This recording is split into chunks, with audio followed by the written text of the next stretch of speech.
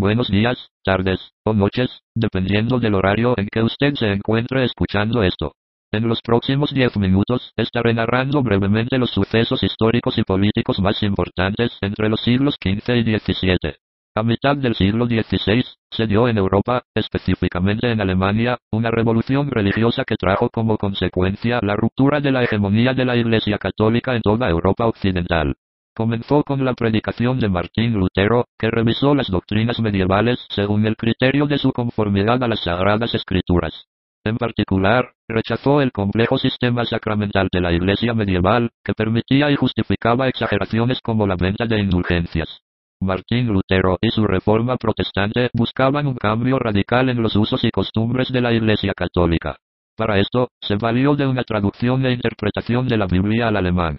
A raíz de esta interpretación, Lutero concluyó que la sustancia de la religión consistía en una experiencia íntima, mística e incomunicable, en tanto que sus formas externas y los servicios del clero no son sino un obstáculo para lograr el objeto o sustancia antes mencionada.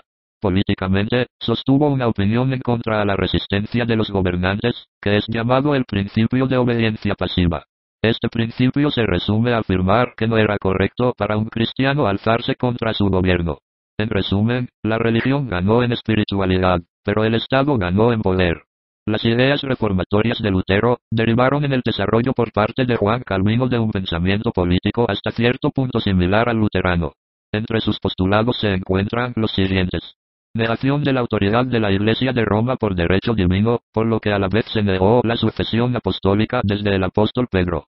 A su vez, menciona que la Biblia es la única regla de fe y conducta. La doctrina calvinista sostiene el principio de predestinación, que alude a que todos los eventos terrenales están ya predispuestos. El 22 de agosto de 1572 se dio en París la matanza de San Bartolomé, cuya intención era destruir de un solo golpe al protestantismo. De estas luchas entre monarcas y señores feudales, germinó el Estado moderno y la idea de la soberanía, misma que fue acogida a mitades del siglo XVI por Juan Bolino, que habla sobre la teoría de la soberanía. Bolino brinda la siguiente definición del Estado. Territorio que cuenta con paz, unidad y tolerancia. La reforma protestante fue una de las causas principales que llevó al absolutismo. Existían grandes rivalidades entre el imperio y el papado, del cual uno de los principales representantes fue Juan Bolino. Bolino brinda la siguiente definición del Estado. Territorio que cuenta con paz, unidad y tolerancia. En 1534, después de la disolución del matrimonio de Enrique VIII con su esposa Catalina de Aragón, y a petición del mismo Enrique, el Parlamento se movió para finalizar la ruptura de la Iglesia Católica en Inglaterra con el Papa en Roma. El acto de supremacía en 1534 declaró al rey como la nueva cabeza de la Iglesia en Inglaterra, lo que definió la superioridad del protestantismo. Bolino decía que la soberanía es la que dicta la ley humana y puede derogarla, sujeta solo a la ley divina y ley natural. Sus características es que son perpetuos, ilimitados e indivisibles. La función de la soberanía es mantener la paz y la unidad. De igual forma para él, república es el recto gobierno de varias familias, de lo que les es común, con poder soberano. En 1649, tras la caída de la monarquía de Carlos Estuardo, entra al poder Oliver Cromwell, quien disolvió el parlamento y estableció una dictadura militar. A Thomas Hobbes le correspondió vivir en su patria la etapa de la problemática con que se inició y concluyó el gobierno de Oliver Cromwell, mismo que dio lugar a la implantación de la monarquía y el parlamento otra vez. Thomas Hobbes estaba alarmado por las revueltas revolucionarias en Inglaterra. Escribió Leviatán, un trabajo sobre pensamiento político, para intentar lidiar con el problema del desorden que tenía tres causas principales. La primera es la competencia o el uso de violencia para adueñarse de algo. Las causas de la discordia o violencia para defenderse, y la tercera es la gloria para ganar reputación. Hobbes argumentó que antes de que la sociedad fuese organizada, la vida humana era solitaria, pobre, sucia, brutal y corta. Los humanos, que eran antisociales por naturaleza, eran guiados no por razón o ideas morales, sino por implacable lucha por la preservación de uno mismo. Locke era contemporáneo a Hobbes, sin embargo, su visión del ejercicio del poder político era un tanto diferente, era más positivo. Locke considera al hombre totalmente sociable. También considera que el derecho natural es la base de toda moralidad. Sus mandatos son: no lastimar a otros en cuanto a la vida, la salud, la libertad y las posesiones y la propiedad. El respeto de estos garantiza el orden y la armonía. En el siglo XVIII, y bajo las ideas de varios pensadores y científicos, entre ellos Locke, tuvo lugar la Ilustración, un movimiento filosófico de intelectuales que implementaron el uso del método científico.